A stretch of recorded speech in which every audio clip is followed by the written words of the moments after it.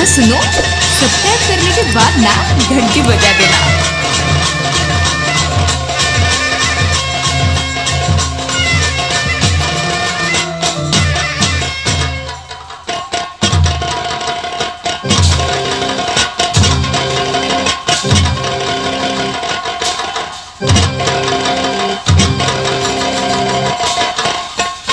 चलो देखो कैसे हवाले करते हो। और जैसे तुम कर्म किया पशु की तरह वैसा तुम्हें आज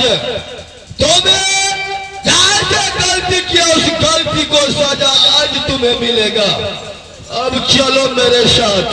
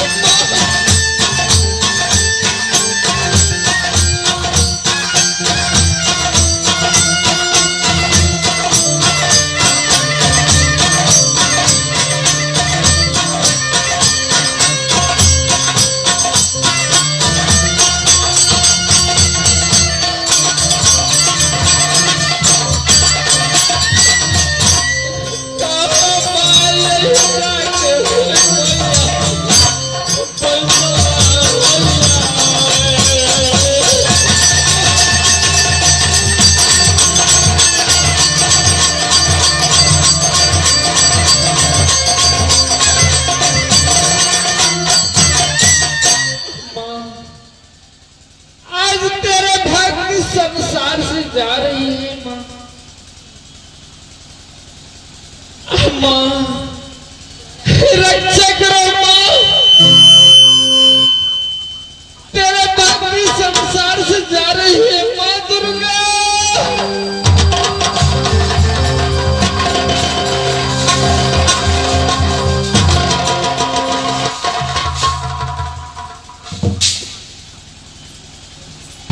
इंद्रजीत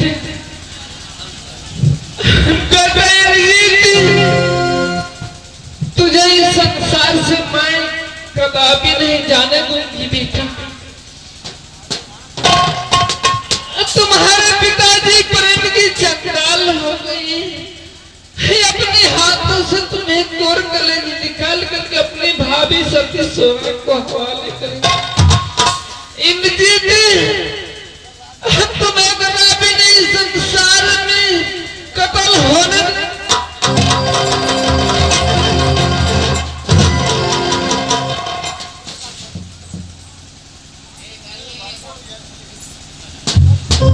बेटा इंद्रजीत, मैं तुम्हारी माँ और तू मेरी बेटा। ये है नहीं जुल्म है कोई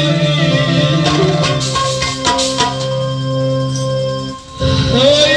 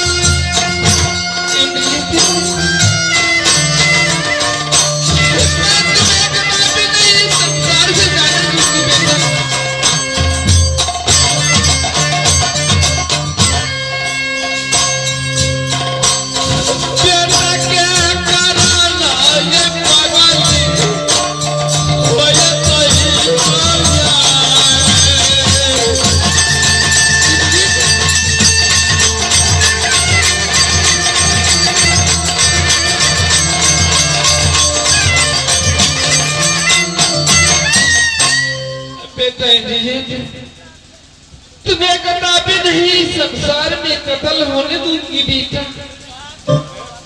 मैं तुम्हारे पीछे आ रही जीती, मैं तेरे कारण संसार में पागल बन जाऊंगी बेटा, क्योंकि एक ही पुत्र तुम्हें जीता।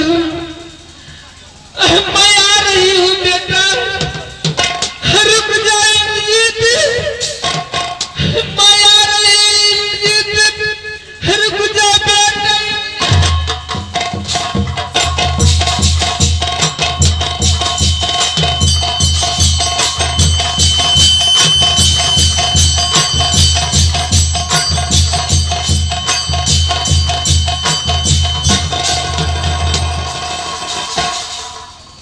इस वक्त मैं सबसे पहले मीरन को आवाज लगाता हूँ।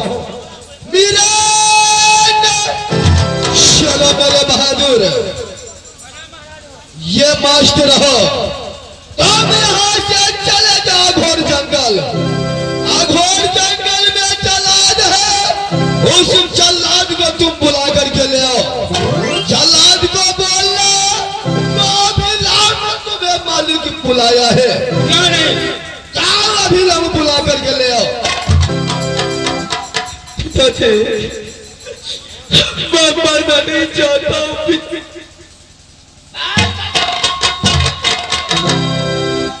आज न तू मेरा बेटा और मैं न तेरा पिता।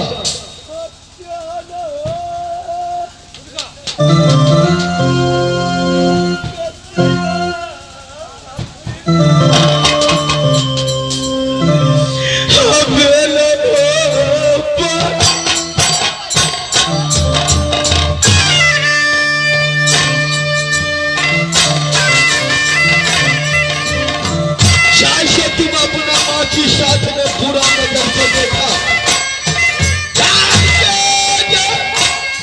पूरा काम को पूरा फल मिलता है। जब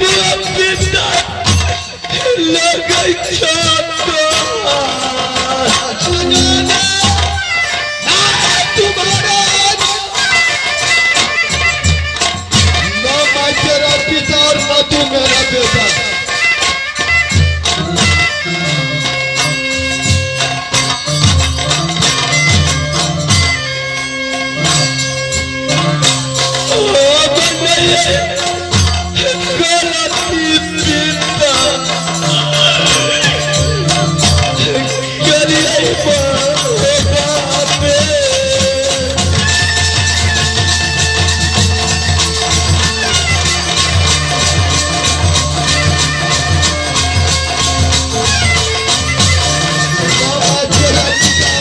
मेरा बेटा आज तारीख से पिताजी मुझे पढ़ने से बहुत डर लगता है पिता। अरे बजा दे, मैं भाभी सोना को साथ में सत कर चुका हूँ। 2 घंटे का मोहलत है, मैं तुम्हारा कोड कलेजा भाभी सोना को हवाले करूंगा। पिताजी मुझे मार डालेगा आप क्या? हरमजादे पीरन गया जल्लाद को बुलाने, अभी तक हरमजादे वापस नहीं आया। मैं थोड़ा देर इंतजार करता हूँ।